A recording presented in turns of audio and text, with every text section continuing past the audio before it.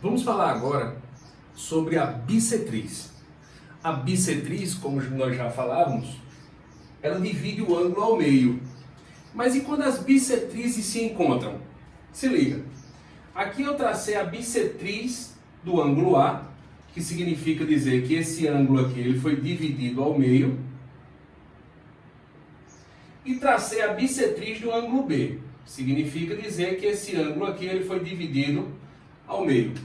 Perceba que essas duas bissetrizes elas se encontraram nesse ponto. Esse ponto ele é chamado de incentro. Ele é o ponto de encontro das bissetrizes de um triângulo. Júnior só está traçando duas bissetrizes. Gente, se você traçar a terceira bissetriz, ela necessariamente tem que passar por esse ponto, assim como a mediana, assim como a mediatriz, assim como a altura. Traçando duas, você já encontra o ponto. O terceiro segmento tem que passar por esse ponto. Então vamos lá. Determinamos o incentro. Mas o que é que ele representa? Qual a propriedade que ele traz para a gente? O incentro, que é o ponto de encontro das bissetrizes, ele é equidistante de todos os lados do triângulo. O que é que significa isso? Que ele mantém para cada lado a mesma distância.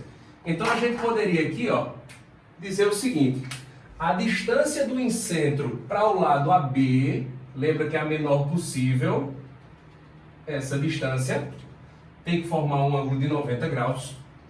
A distância do incentro para o lado AC é esse segmento, tem que formar um ângulo de 90 graus. E a distância do incentro para o lado BC, representada por esse segmento aqui, forma um ângulo de 90 graus. Todas essas três distâncias são iguais. Agora, o que é o mais interessante nisso? Veja só, isso aqui a gente chama de pé da altura. Beleza? Esses três pontos, eles são equidistantes do incentro. O que é que isso significa? Como eles têm a mesma distância, nós podemos afirmar que existe uma circunferência que passe por esses três pontos.